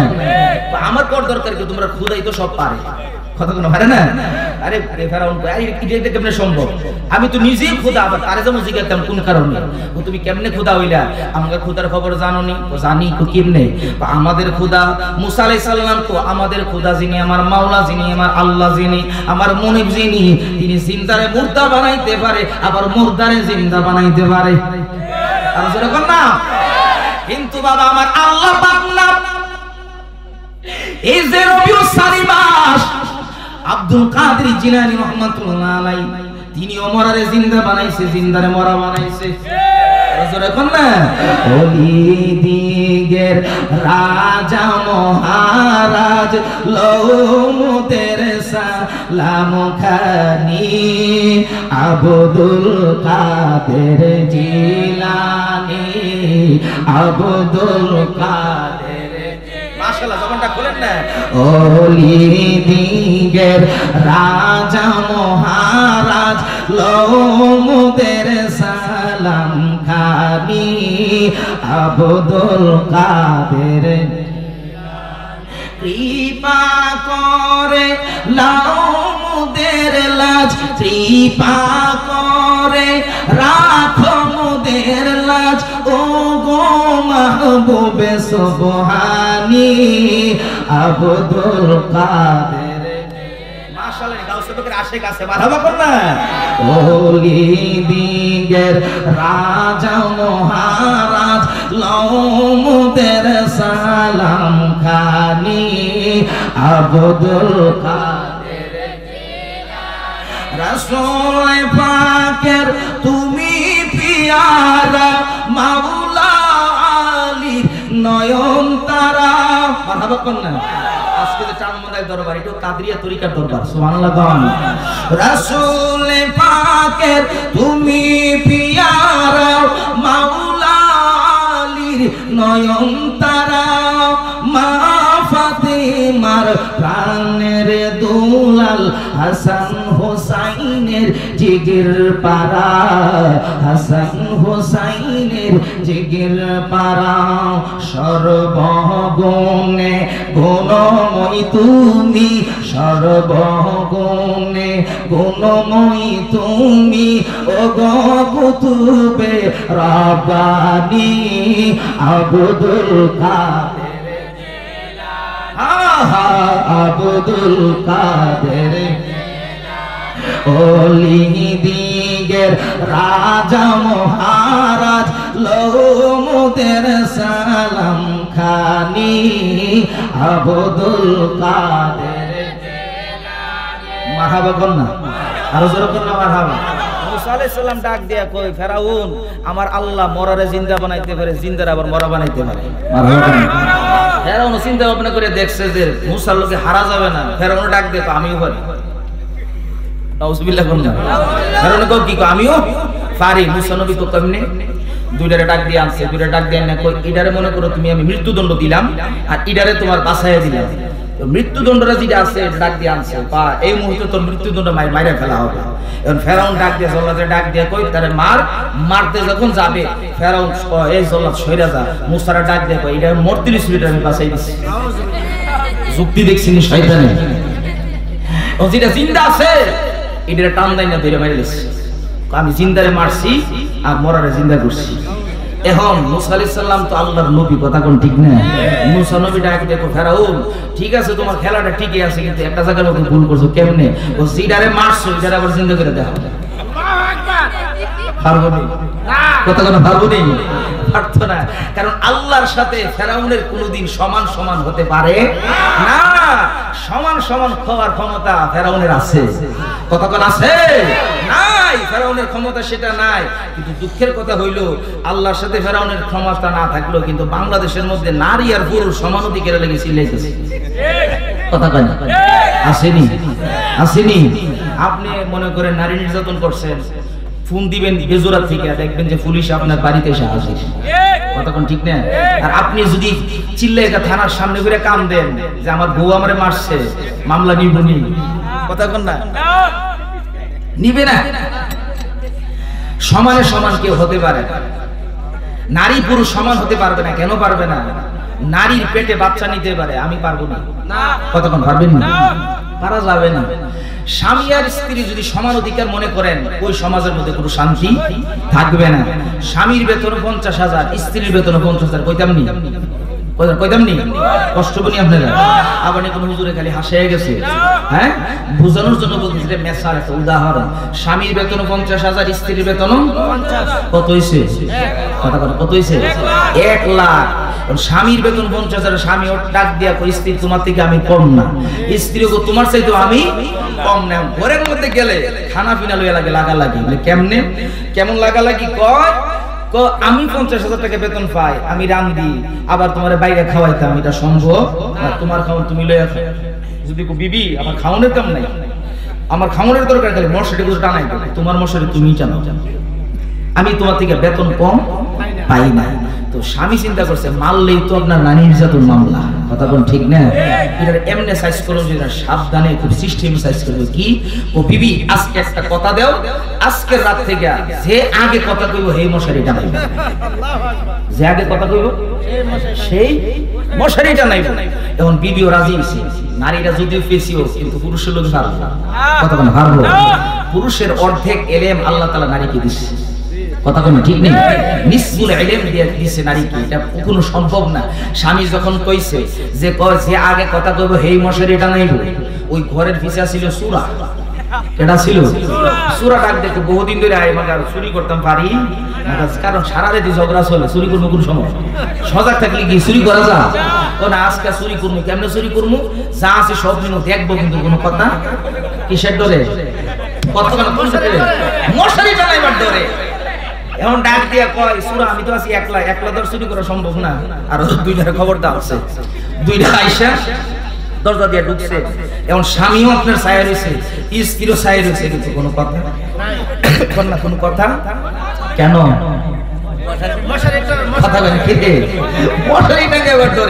এখন সুরাই মনে করছে যে ঢুকছি যেহেতু কথা কই না, সিল্লান দিলে না চুল ধরতে পারতো, কথা কোন ঠিক না? কোনো কথা নাই, বার্তা নাই, সব নিতাছে। তবে চাবিটা চিন্তা করছে যখন আলমারিটা খুলতে যাইবো, ও চাবিটা ঠিক জায়গা কোন জায়গা? ও বিবির বালিশের তল ছাড়া চাবি পাওয়া যাইতো, বিবির বালিশের তল থেকে চাবিটা লইয়া সব খুলতেছে, আর বিবি তাকাইয়া রইছে, ওই যেটা ফাইটটা যাইতেছে, কিন্তু কোনো কথা কিসের ডরে? কিসের ডরে? মশারিটা সব নিছে। সব নেওয়ার পরে একটা শেষরা সূরা ছিল, শেষরা সূরা চিনছি না আপনারা? দেখবেন রান্নাঘরের মধ্যে পানি পাতিল ধুয়ে রাখছে, ডেকসি ধুয়ে রাখছে, এটা লয়ে যায় এমন সূরা আসেনি। বালতি ধুয়ে রাখছে গোসলখানার মধ্যে, বালতি নাই, এমন সূরা আসেনি? আছে, শেষরা সূরা আছে। তো এক শেষরা সূরা ডাক দিয়া কয় উস্তাদ সব তো নিছি নিছি, এখন আর বাতের ফাতিলের তরকারি ফাতিলের কেলা কি বিষয় লয়ে যায়। মহিলা চিন্তা করছে অফিস করে আইলাম, এত কষ্ট করে রান্নাম, এখন যদি এগুলো নিয়ে যা না খায়া ব্যাট খেয়ে থাকবো, এটা হইতে পারে না। সুরাই যখন মাথার উপরে পাতে পাতিল গুলা নিছে, তরকারি ফাতিল আর বাতের ফাতিল, স্ত্রী ডাক দিয়া কইরে সূরা রে বাতের ফাতিল আর তরকারির ফাতিল নিস না। স্বামী কাটটা ফিরায় কই আগে কথা কইছস মশারি টানা। সিস্টেমে সাইজ করতে হবে, নাহলে নারীর বিষয়ে তো মামলা আছে, কথা কোন ঠিক না? সমান সমান হওয়া ঠিক না। আল্লাহর সাথে ফেরাউনের কোনো তুলনা আছে নি? কষ্ট হইতেছি না আপনাদের? আল্লাহর সাথে ফেরাউনের কোনো তুলনা আছে? নাই। আমার আল্লাহ খায়ও না, ঘুমায়ও না, আমার আল্লাহ জন্ম দেয়ও নাই, জন্ম গ্রহণ করে নাই। আল্লাহ বলেন লাম ইয়ালিদ ওয়া লাম ইউলাদ ওয়া লাম ইয়াকুল লাহু কুফুয়ান আহাদ। আমি আল্লাহ জন্ম দেই নাই, জন্ম গ্রহণ করি নাই, কিন্তু ফেরাউন জন্ম গ্রহণ করেছে, আবার ফেরাউন জন্ম দিছে। এই যে অবস্থা ছিল, সেই ফেরাউন যখন আপনার নীল নদের মধ্যে ঢুকতেছিল, তখন চিন্তা করছে আমার তো আর কেউ নাই, এখানে যদি আল্লাহর সহযোগিতা পাইতাম বলে আর পাবি না। যেমনি ভাবে রে বন্ধু ফেরাউন বলল নীল নদের মধ্যে ডুইবা, আর নমরুদ মশা ঢোকার পরে নিজের জুতার বাড়ি ঠেলা, মশার জুতার বাড়ি ঠেলা, ওই নমরুদ মরলো। কারুন যে ছিল, সেও নিজের খোদা দাবি করেছিল। কারুনের সম্পদ কেমন ছিল? কারুনের সম্পদ ছিল 70টা উটের মধ্যে যতগুলো চাবি লওয়া যায়, ওই কারুনের সম্পদের চাবিগুলো 70টা উটের বোঝা হইত। কয়টা উট? 70টা উটের শুধু চাবিগুলো সম্পদ না। আল্লাহ কয় কারুন 70টা উটের বোঝাই চাবি দিলাম, সম্পদ দিলাম, কিন্তু আমি একটা জিনিস পাওয়ার রেখে দিছি রে, জীবনটা এবং মরণটা এটা আমি আল্লাহর হাতে। জোরে কোন সুবহানাল্লাহ। এর কারণ জীবনে এত নাফরমানি করলি, এখন আমি আল্লাহ তোকে শাস্তি দিব। কেমন শাস্তি? শাস্তিটা হইল এই জমিনের মধ্যে কিয়ামত পর্যন্ত তুই খালি ডাবতেই থাকবি, ডাবতেই থাকবি। এখনো কারণ জমিনের নিচে ডাবতেছে। আমার আল্লাহ ডাক দিয়া কই কারণের দিকে তাকায়া দেখো, ফেরাউনের দিকে তাকায়া দেখো, নমরুদের দিকে তাকায়া থাকো, কেউ টিকতে পারে নাই। এমন একজন আমি আল্লাহ আছি রে, যার কোনো মরণ নাই। আল্লাহু আকবার কোন ওরে আমার নবী জিন্দা নবী ওরে আমার নবী নূর নবী বলেন আমার নবী জিন্দা নবী মাশাআল্লাহ আমার নবী নূর নবী ওরে নূর নবী মায়ার নবী দেখব নিরালাই পাইলে নিরালাই গো নবী লাই আশিক পাইলে নিরালাই গো নবী মোহব্বতে গো নবী দেখতাছে পাইলে নিরালাই গো নবী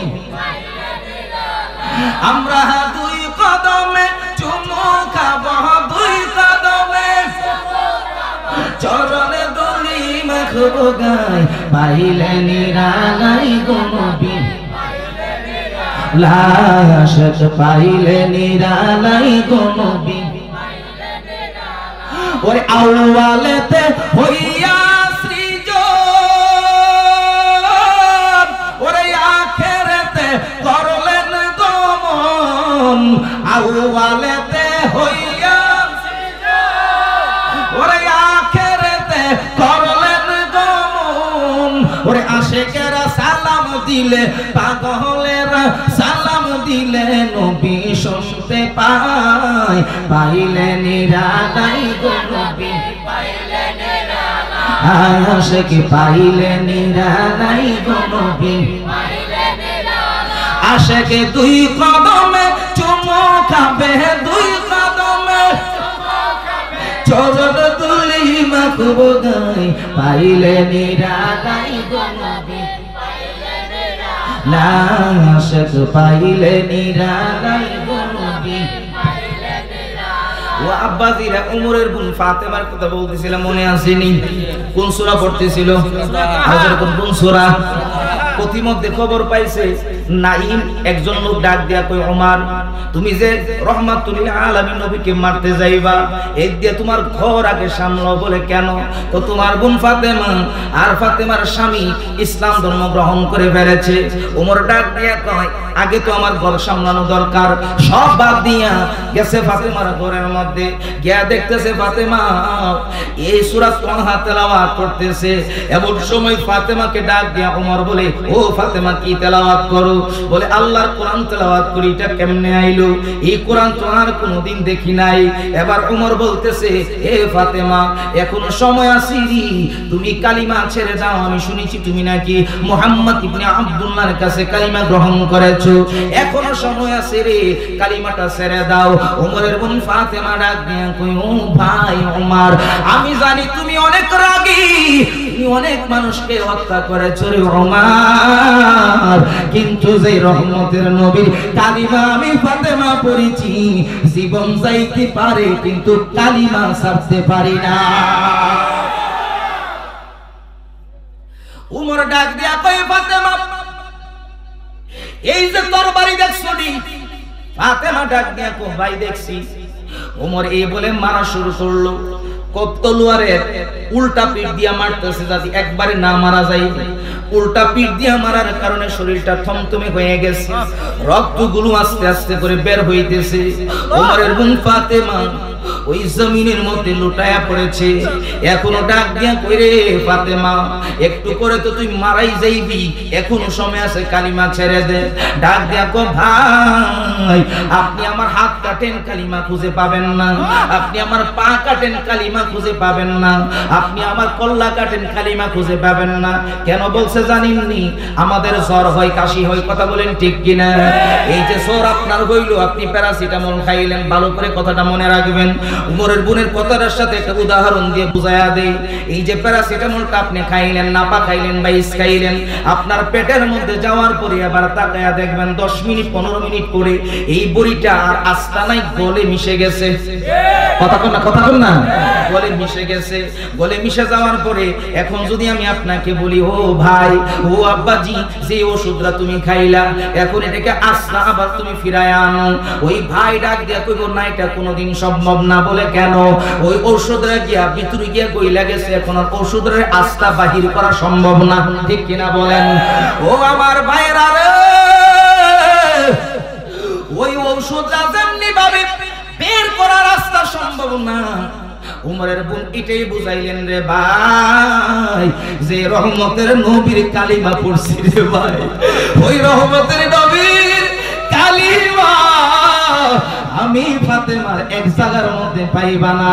ওই ঔষধটা যেমনি করে সারা শরীরের মধ্যে মিশে গেছে, আমি ফাতেমার শরীরে কালিমা প্রত্যেকটা রক্তের বিন্দু বিন্দু কণায় কণায় মিশে গেছে।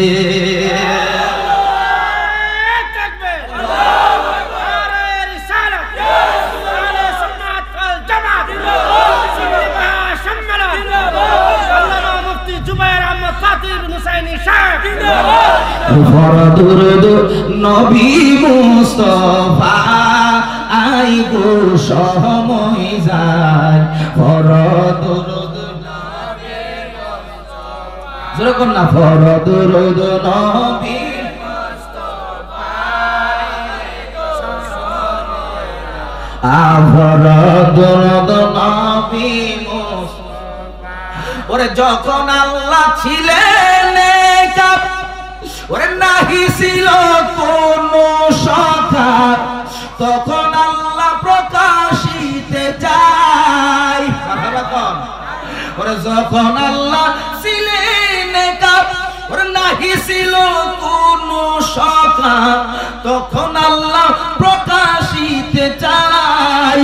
ওরে আপন নূর হইতে খোদা হাবিবের নূর করলেন জুদা। বাবা বলেন আপন নূর হইতে খোদা হাবিবের নূর করলেন জুদা, চুষ মারিল এশকের দরিয়া আইগো সময় যায়, ফরদুরুদ নবী মুস্তাফা আরো জোরে ফরদুরুদ নবী মুস্তাফা আইগো সময় যায়, ফরদুরুদ নবী মুস্তাফা।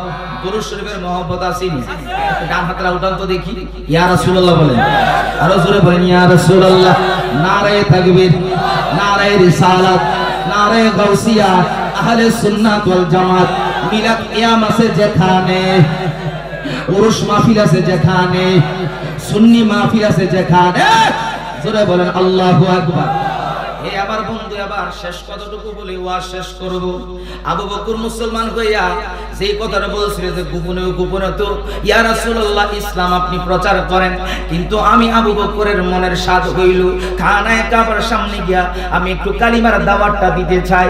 আমার নবী ডাক দিয়া কয় আবু বকর রে, এখন ইসলাম চলতেছে বাতিনি ভাবে, বাতিন জিনিসটা এই গোপন জিনিসটা নতুন কোনো কিছু না রে বাবা।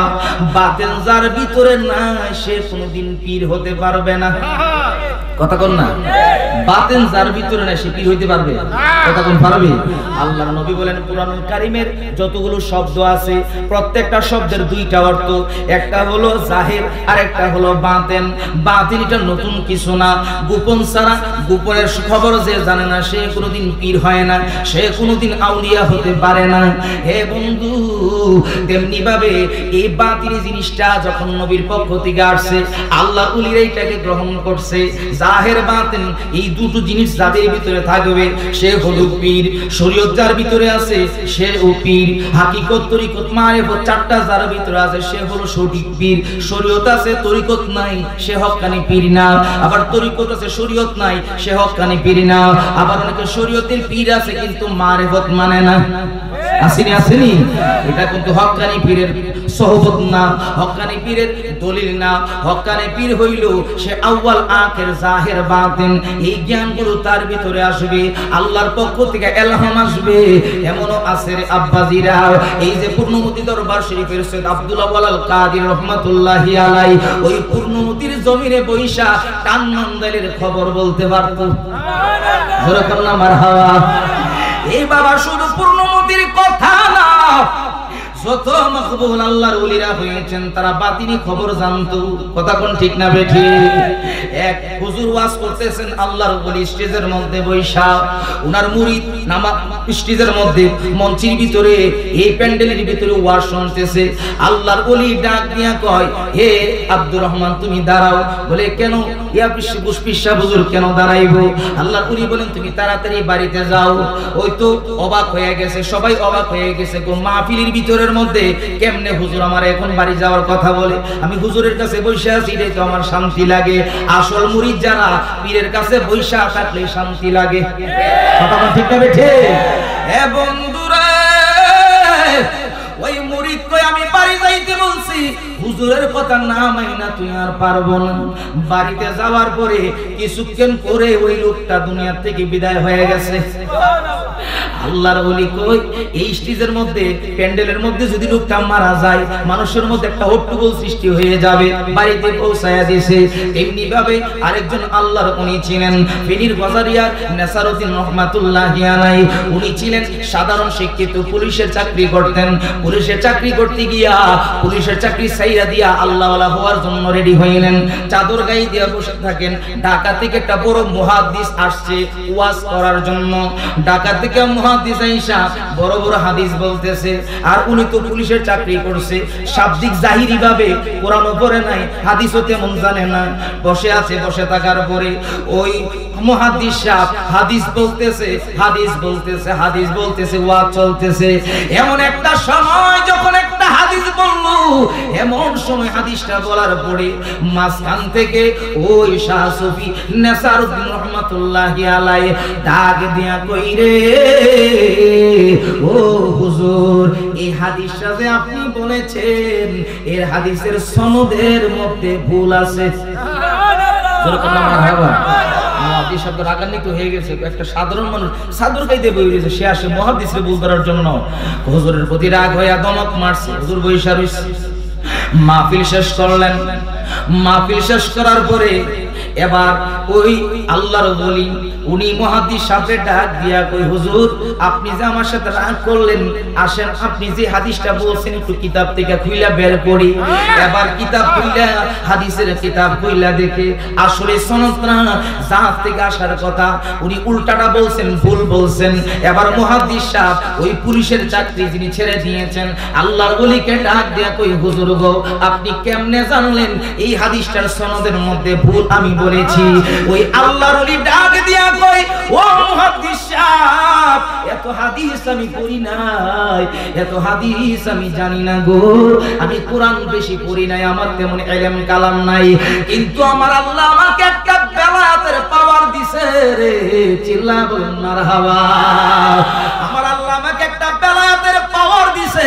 ওই বেলায়েতের পাওয়ারটা দিয়া আপনি যখন হাদিস বলতেছেন, যতগুলো হাদিস মুবারক আল্লাহর নবীর জবান মুবারকের কথাগুলো বলতেছেন, তখন দেখলাম গো ওই মদিনা থেকে একটা নূর আপনার চেহারার মধ্যে আইসা হিসাব করতেছে। কিন্তু যখন আপনি সনদের মধ্যে ভুল লাগাইয়া হাদিসটা বললেন, তখন দেখলাম গো আর মদিনা থেকে নূর আসতেছে না। আমি মনে করলাম হাদিসের বলার মধ্যে ভুল আছে, তথা বোঝা গেল আল্লাহর নবীর হাদিস ভুল বলছে, এটাও আল্লাহর ওলি ধরতে পারছে। এটা হলো বাতিনি ইলম রে বাবা। আল্লাহর নবী নিজেও নূর, আবার হাদিস মুবারক হলো আল্লাহর নবীর নূরি জবানের কথা। ওরে আমার নবী নূরের নবী, মাটির নবী না বলেন, আমার নবী মাটির নবী না, ওই নবীকে নিজের মতো মনে করো না, ওই নবীকে নিজের মতো আমি তুমি দুষে গুণে, নবীর তো দোষ নাই, যারা হইছে আল্লাহর নবী তাদের গুনাহ নাই। ঠিক কিনা বলেন? ওরে নবীদের নবী তিনি, নবীদের নবী তিনি, কেন বুঝো না? ওই নবীকে নিজের মতো মনে করো না, ওই নবীকে নিজের মতো মনে করো না। বলেন আমার নবী নূরের নবী, মাটির নবী না, বলেন আমার নবী মাটির নবী না, ওই নবীকে নিজের মতো মনে করো না, ওই নবীকে নিজের মতো মনে করো না। একটা জবান বন্ধ রাখবেন না, মহব্বতে ডান হাতটা উঁচু করে মহব্বতে বলেন ইয়া রাসূলুল্লাহ, আর জোরে বলেন ইয়া রাসূলুল্লাহ, মহব্বতে বলেন ইয়া রাসূলুল্লাহ। এমন সময় বাবা আবু বকর যখন খানায় কাবার সামনে গিয়া এটা জাহির করবেন, কালিমা জাহির করবেন, তখন খানায় সামনে গিয়া দাঁড়ায়া কয় লা ইলাহা ইল্লাল্লাহু মুহাম্মাদুর রাসূলুল্লাহ, সবাই বলেন সাল্লাল্লাহু আলাইহি ওয়াসাল্লাম। মক্কার মানুষ পাগল হয়ে গেছে। 360 বছরে বাদ দিয়া এক আল্লাহ ছাড়া মাবুদ নাই, এই কথাটা কেডা কইলো তারে দইরা আমি নাউজুবিল্লাহ বলনা। আওয়াজটা গেছে কার গানে? প্রথমে গেছে আবু জাহিলের গানে। কার গানে গেছে? আবু জাহিলের গানে গেছে। আবু জাহেল ডাক দিয়া কয় কে খানায় কাবার সামনে 360 খুদা বাদ দিয়া এক আল্লাহর স্লোগানটা দিয়েছে? তাড়াতাড়ি গিয়া দেখো খানায় কাবার সামনে কে আছে। খানায় কাবার সামনে গিয়া দেখে কাফের ছেলে আবু বকর দাঁড়ায় আছে। এবার আবার এসে বলল আবু জাহেল এটা হলো কাফের ছেলে আবু বকর। এবার ডাক দিয়া কয় এই যারা আছো আমার সঙ্গী সাথী, আবু বকরকে গিয়া দুইটা অপশন দিবা। এক নাম্বার অপশন হইল তা প্রথম অপশনটা দিবা, সে যদি কালিমা ছেড়ে দেয় তাহলে তারে মাফ করে দিবা, আর যদি কালিমা না ছেড়ে দেয় তারে পাথর মারতে মারতে শেষ করে দিবা। এবার আপনারা বলেন রাখে আল্লাহ? হাজার কোন রাখে আল্লাহ, মারে কে? আবু বকর কে আয়েশা কয় আবু বকর দুইটা অপশন দিলাম তোমাকে। এক নাম্বার অপশন হইল তুমি যদি কালিমা ছেড়ে দাও তাহলে তোমাকে মাফ করে দেওয়া হবে, কোনো একটা ফুলের টোকাও দেওয়া হবে না। আর যদি কালিমা না ছাড়ো তোমাকে কিন্তু পাথর মারতে মারতে তোমাকে শেষ করে দেওয়া হবে। আবু বকর তুমি কোন অপশনটাকে চুজ করবা বলো? আবু বকর ডাক দিয়া কয় ও মক্কার বেঈমানেরা, ও মক্কার বেঈমানের দল, আমি এমন একটা অপশন খুঁজি নিব রে। আমি আবু বকর যেই দিন রহমতের নবীর নুরানি হাত মুবারকে কালিমা পড়ে মুসলমান হইছি, ওই দিন থেকে আমি আবু বকরের মরার ভয় নাই। এ মক্কার বেঈমানের দল, আমারে মারতে পারো রে, আমারে কাটতে পারো, আমাকে পাথর মাইরা দুনিয়া থেকে বিদায় করে দিতে পারো, কিন্তু আমি কালিমা ছাড়তে পারবো না। ওই আবু জাহেলের কাছে গিয়া বললেন আবু জাহেল, এবার আবু বকর বলছে কোনো কিছু সে সাথে রাজি না, এবার কি করব? বলে তাড়াতাড়ি গিয়ে তারা পাথর মাইরা শুরু করে দাও। ওই মক্কার বেঈমানেরা যখন আবু বকরকে আইসা পাথর মারতেছে, পাথর মারতেছে, পাথর মারতেছে, পাথর মারার পরে শরীরের চামড়াগুলি টুকরা টুকরার মতো হইয়া বস্তুগুলি খান খান করে পড়তেছে। আপনার এই রক্তগুলো জমিনের মধ্যে পড়তেছে। রক্ত শেষ হইতে হইতে শরীরের অনেক রক্ত বের হয়ে গেছে। আপনারা বলেন শরীরের রক্ত যদি মানুষের শরীর থেকে বের হয়ে যায় মানুষ দুর্বল হয় নাকি সবল হয়? আরো যেরকম দুর্বল না সবল? যখন রক্তগুলো বের হয়ে যায় আবু বকর দুর্বল হয়ে জমিনের মধ্যে পড়ে গেছেন। একটু পরে দেখা গেল আবু বকর বেহুশ হয়ে গেছে। বেহুশ হয়ে যাওয়ার পরে মক্কার কাফেররা মনে করছে আবু বকর মনে হয়ে আর বেঁচে নাই। হায় রে হায়, গিয়ে আবু জাহেল রে বলি আবু বকর মনে হয়ে মরে গেছে। এমন সময় রে আবু বকরের মা ছিল বেঈমান, ঈমান আনয়ন করে নাই। আবু বকরের মা দৌড়ায় আইসা ডাক নিয়ে কইরা আবু বকর যদিও আমি কাফের বেঈমান তুমি হইলা মুসলমান, শত হইলে রে আবু বকর তুমি হইলা আমার সন্তান। এখানে অনেক আছেন যাদের আম্মা দুনিয়ায় নাই, যাদের আব্বা দুনিয়ায় নাই।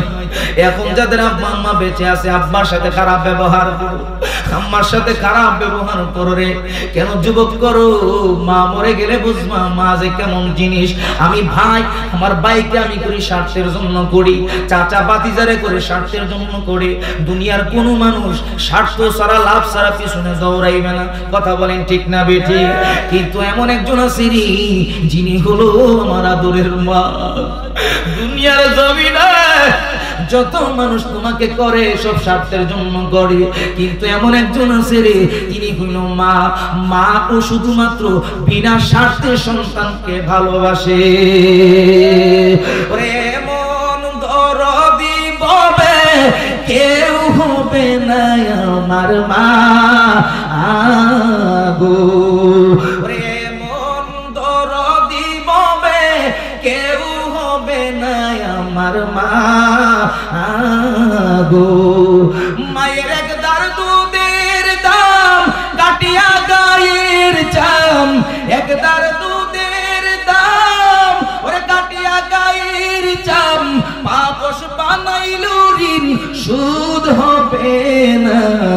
এমন দরদি হবে কেউ হবে না আমার মা গো। কথা বলেন ঠিক কিনা? মাইসে দৌড়ায় আবু বকর, আমি আবু বকর বেঁচে আছি কিনা জানি না।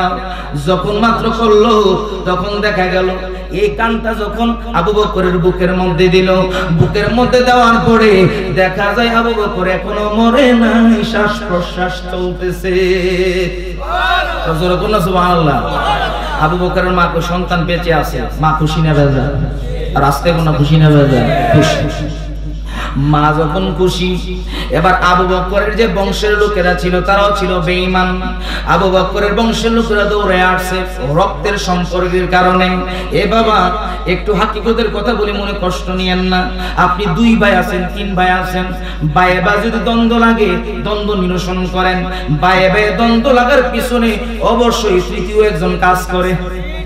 কথা বল না, তৃতীয় একজন কাজ করে। ভাইয়ে ভাই দ্বন্দ্ব লাগানোর জন্য পিছনে কাজ কইরা আপনার আলাদা কইরা তারপর আপনারা মাইটটা দিব। কথা কোন ঠিক না বেঠি? এমন আছে, বহু আছে, ভাইয়ে ভাই দ্বন্দ্ব লাগায় দেয়, এমন আসেনি? সংসারের মধ্যে খালি অশান্তি। কিন্তু দেখা যায় কি মরণের পরে জানাজার মাঠে কিন্তু ভাই ঠিকই যা। কথা কোন জানি? তখন কিন্তু আর দলাদলি থাকে না। আপনার কবরস্থ করার জন্য যাই, জানাজার মাঠে গেল, কবরস্থান করলো, খানার আয়োজন করলো, দেখা গেছে খানার আয়োজনের দাওয়াত দিলে আবার আসে না। কথা কোন এমন আসেনি? জানাজার মাঠে গেল, কবর করলো, কবর দিল, কিন্তু দাওয়াত দিতে গেলে তখন কোনা জামু না। এই যে দ্বন্দ্ব লাগায় হিংসা বিদ্বেষ করলেন, হিংসা বিদ্বেষের কারণে আল্লাহর জান্নাতের গন্ধ আপনি পাবেন না। কারণ আত্মীয়তার সম্পর্ক যারা ছিন্ন করে, আমার রাসূল বলেছে তারা জান্নাতে যাবে না। আত্মীয়তার সম্পর্ক করে সঠিক করতে হবে। ভাই ভাই দ্বন্দ্ব থাকলে নিরসন করা লাগবে। রাজি আছিনি? কতক্ষণ রাজি আছিনি? বাবার সাথে সন্তানের দ্বন্দ্ব হয় সম্পদ নিয়া। এই দ্বন্দ্ব দুনিয়ার দ্বন্দ্ব না মুসলমান, এই দ্বন্দ্ব পৃথিবীর দ্বন্দ্ব, আখিরাতের দ্বন্দ্ব না। ওই হাসরের ময়দান যেদিন কায়েম হয়ে যাবে, বাবার কাছে গিয়া ডাক দিয়া কইবো, আব্বা আমি তো দুনিয়ার জমিনে আপনার সন্তান ছিলাম, আপনি আমাকে কিছু নেক দেন। বাবা ডাক দিয়া বলবে, রে সন্তান, দুনিয়ার জমিনে তো আমার কোনো সন্তান ছিল না। মার কাছে গিয়া ডাক দিয়া বলবো, মা আমি তো দুনিয়ার জমিনে আপনাকে অনেক লালন পালন করছি, আপনি আমারে করছেন, আপনি বৃদ্ধ বয়সে আপনার খেদমত করছি, আমাকে এখন একটু নেক দেন। মা ডাক দিয়া কইব, আমার দুনিয়ার জমিনে বিবাহ শাদী হয় নাই, বিবাহ শাদী হয় নাই, সব পর হয়ে গেছে। হাসরের ময়দানে এমন একটা সঙ্গী আছেন যিনি হলেন মদিনার কামলিওয়ালা নবী। জোরে কোন না, নবীর শাফায়াত চাইনি আমরা? কথা কোন চাইনি? নবীর শাফায়াত চাইতে গেলে নবীর পক্ষে থাকতে হবে। নবীর পক্ষে না থাকলে শাফায়াত পাওয়া সম্ভব হবে না। এখন যে হাদিস শরীফটা পড়েছিলাম, ইয়াশফাউ ইয়াউমাল কিয়ামতি আল আমবিয়া ওয়াল উলামা ওয়া সুম্মা শুহাদা, আল্লাহর নবী তিরমিজি শরীফের হাদিস। আল্লাহর নবী বলেন শুধুমাত্র নবীগণ না, সিদ্দিকগণ, শহীদ যারা হয়ে যায় তারাও হাসরের ময়দানে শাফায়াত করে। সুবহানাল্লাহ। আর জোরে কোন সুবহানাল্লাহ। শুধুমাত্র শহীদ না, যারা আলেম উলামা তারাও হাসরের ময়দানে শাফায়াত করবে। সুবহানাল্লাহ। আপনি একজন পীরের সাথে মহব্বত রাখেন, একজন ইমামের সাথে সম্পর্ক রাখেন, একজন ইমাম সাহেব যদি আল্লাহওয়ালা হয় তিনিও আপনাকে হাসরের ময়দানে শাফায়াত করতে পারেন। সুবহানাল্লাহ। আর জোরে কোন সুবহানাল্লাহ। জান্নাতের রাস্তার মধ্যে জাহান্নামী লোকরা দাঁড়ায়া থাকবে, জান্নাতে যাইতে থাকবে। ওই হুজুর যখন জান্নাতে যাইতে থাকবে ডাক দিয়ে, হুজুর আমি না আপনার হুজুর ভাই ডাক দিয়ে দিছিলাম, মারহাবা কোন না, আমি আপনার মহব্বত করছিলাম, আমি গাড়ি থেকে নামার পরে আপনার এটাই আনছিলাম, আমার ঘরে এনে দাওয়াত একদিন খাওয়াইছি, হুজুর আপনি আজকে আমার সারা জান্নাতে চলে যাচ্ছেন। আল্লাহর কাছে আলেম ডাক দিয়ে বলে, আল্লাহ এইটা তো আমার ভক্ত, সে আমার অনুরাগী ছিল, অনুসারী ছিল, তাকে ছাড়া আমি কেমনে জান্নাতে যাই? আল্লাহ বলে, তুমি কি চাও? বলে, আল্লাহ আমার সাথে তারও আপনি জান্নাত দিয়ে দেন। আল্লাহ বলে, যাও, তুমি আলেমের খাদেম হওয়ার কারণে, পীর ও মুর্শিদের খাদেম হওয়ার কারণে তোমাকেও আমি এই আলেমের সাথে, পীরের সাথে জান্নাত দিয়ে দিলাম। সুবহানাল্লাহ। আর জোরে কোন না, পীর আলেম ওলামাদের সহবতে থাকার দরকার আছে না নাই? আর হুজুর কোন আছে না নাই? বাবা এখন যারা বায়াত হন নাই বায়াত গ্রহণ করেন, কারণ আমার মরণ আজকে হয়ে যেতে পারে, আমি বাড়িতে যাইতে পারবো গ্যারান্টি আছে? কথা কোন আছে? বায়াতটা কেন গ্রহণ করবেন? মুরিদ কেন হতে হয়? কষ্ট হইতেছে আব্বাজিরা আমার। মুরিদ কেন হতে হয়? বায়াত কেন গ্রহণ করতে হয়? কোরআন শরীফের মধ্যে আমার আল্লাহ বলেন হাশরের ময়দানে ইমামদেরকে ডাক দেওয়া হবে। কাদেরকে? আর হুজুরে কোন কাদেরকে? ইমামদেরকে ডাক দেওয়া হবে। ইমামরা আসবে, তখন বলবে তোমাদের অনুসারী নিয়ে তোমরা আসো। ইমামের অনুসারী নিয়ে আসবে। ইমামের অনুসারী আসার পরে এখন ইমামকে বলবে, ইমাম যদি জান্নাতি হয় তোমার অনুসারীদেরকে আমি আল্লাহ এই ইমামের খাতিরে জান্নাত দিয়ে দিলাম। এখন আসেন, ইমাম তো আমি এখানে দক্ষিণ বেজুর আসছি, দক্ষিণ বেজুরের ইমাম সাহেবের পিছনে নামাজ পড়ছি। আমি গতকাল বাঞ্চারামপুর মাহফিল করছি, বাঞ্চারামপুরের জায়গার মধ্যে নামাজ পড়ছি, আমার ইমাম একজন। তারপর আগামীকাল আমার এই আখাউড়া বাটামাতায় মাহফিল, ওইখানে যাব, ওইখানে গেলে আপনার একজন ইমাম সাহেবের পিছনে নামাজ পড়তে হবে। তো ইমাম তো আমার সারা জীবনে 40-50 জন 100 জন 200 জন হয়ে গেছে। আল্লাহ কই না এই ইমামের কথা কইছি না, এমন একজন পীর ও মুর্শিদ দরবার যিনি তোমার তরিকত শরীয়ত হাকিকত এবং মারিফতের ইমাম। সুবহানাল্লাহ। আসলে ময়দানে আপনি যাবেন, যাওয়ার পরে আপনি দেখবেন ইমামদেরকে ডাক দিয়েছে, কিন্তু দুঃখের বিষয় হলো যত আনন্দ আছে তত বেদনাও, কথা কোন বেদনাও আছে। আমার বড় পীর আব্দুল কাদের জিলানী গিলানী আল হাসানী ওয়াল হুসাইনী রাহমাতুল্লাহ আলাইহি বলেন কুনিয়াতুত তালিবিনের মধ্যে পীরের মধ্যে 12টা দল হবে। কয়টা দল? আর আস্তে কোন কয়টা? 12টা দল হবে। 11টা দল মুরিদ সহ জাহান্নামে যাবে, মুরিদ সহ। আর একটা দল পীর, পীরও জান্নাতে যাইবে, মুরিদরাও জান্নাতে যাইবে। এখন প্রশ্ন করতে পারেন হুজুর কেমনে? 12 জন পীরের মধ্যে 11 জনই বন্ধ। এমন আসেনি বাংলাদেশে, বন্ডামি আসেনি? আছে। আপনি কোথায় যাবেন? দেখবেন কিটা? দেখবেন শরীয়ত আসেনি, তরিকত আসেনি, হাকিকত আসেনি, মারিফত আসেনি, তার সিলসিলা সঠিক আছে কিনা, সে আসলে পীর থেকে খেলাফত পাইছে কিনা। দুঃখের বিষয় হলো কি আব্বাজিরা, আমি তো আপনাদের দোয়ার বরকতে আমি ইন্টার লেভেল এবং ডিগ্রিতে ক্লাস করাই। আপনার নবম শ্রেণীতে শুধুমাত্র একটা ক্লাস করি, আর এই মেট্রিকের নিচে আর কোনো ক্লাস আমাকে দেওয়া হয় নাই। আমি প্রভাষক হিসেবে আমাকে এই আলিম এবং ফাজিলের ক্লাসগুলো দেওয়া হয়েছে। তো আমি তাদেরকে পড়ানোর মধ্যে দিয়ে যে হাদিস শরীফগুলো পড়ি, আমি নিজে বোঝার চেষ্টা করি, শিখার চেষ্টা করি। কারণ 4টা ডকুমেন্টস, 4টা হাতিয়ার যার কাছে নাই সে হলো দুর্বল। শরীয়ত নাই সে দুর্বল, তরিকত নাই সে দুর্বল, হাকিকত নাই সে দুর্বল, মারিফত নাই সে দুর্বল। কথা কোন ঠিক না বেঠিক? তো সত্যিকার অর্থে পীর ধরতে গেলে আপনাকে 4টা যার ভিতরে আছে তার একজন হক্কানি পীর আছে কিনা। দুঃখের বিষয় হলো এখন বাংলাদেশে মুরিদ হইতে দেরি, মাগার খেলাফত দিতে দেরি হবে। কথা কর না, কথা কর না, আসেনি? কথা কোন আসেনি? মনে কষ্ট পেয়েছেন কথাটা? কেন বলছি জানেননি? এমন হিসাব আছে সমানে 10 জন 12 জনের খেলাফত, 12টা মিললে 12টা মুরিদ করতে পারে না। কথা কোন ঠিক না? এরকম পীর আজকে আপনি মুরিদ হইছেন, পীর আপনি মুরিদ হইছেন, আপনি পীর থেকে শিখতে হবে। আপনি ক্লাস 1-এ ভর্তি হইলেন, আপনি যদি ক্লাস 1-এ আপনি পড়েন, আপনি এমএ পাস করতে গেলে বাবা মিনিমাম আপনার 20 বছর সময় লাগবে না? কথা কোন লাগবে নি? 1 থেকে আপনার মাস্টার্স কমপ্লিট করতে গেলে 20 বছর আপনার সময় লাগবে। তো 20 বছর পরে আপনি ম্যাট্রিকের সার্টিফিকেট পাইতেন, এম এর সার্টিফিকেট পাইতেন। তো একটা মুরিদ যখন পীরের কাছে মুরিদ হয়, সে কামালিয়ত হাসিল করতে গেলে এমন তার একটা সময় লাগে। কথা বলেন ঠিক না ঠিক? সময় পাওয়ার পরে সে যখন আবার কামিল হয়, তখন পীর সাহেব বলে যাও এখন তোমাকে আমি ইজাজত দিলাম, তুমি এখন তরিকতের কাজ করো। যেরকম মারহাবা। এখন এক পীর খেলাফত দিছে, আমি শুনলাম, শোনার পরে একজনকে জিজ্ঞাসা করতেছে ভাই এর খেলাফত পীর সাহেব কেমনে দিবে? গতকাল যে মাহফিল করছি, গতকাল মাহফিলের মধ্যে যাওয়ার পরে একজনের খেলাফত দিছে, হুজুর খেলাফত দিছে 1 বছর, পরের বছর ওয়াজের ভিতরে আইসা ওই হুজুরে এই বন্ডরের বিরুদ্ধে কথা কইতাছে। কথা কর ভিতরে একজন হুজুর, একজন দাঁড়ায় বলতেছে পিসা হুজুর আপনি যে বলতেছেন এখন আপনি যে গত বছর খেলাফত দিলেন এটা কিতাব বুঝা দিছেন, এখন হুজুরের সাথে সাথে পল্টি মেরে এখন আমি তো তারে মুরিদ কর্ণের খেলাফত দিছি না, তালিমের খেলাফত দিছি। দেখছেন অবস্থাটা? সাথে সাথে বেঁচে গেছে।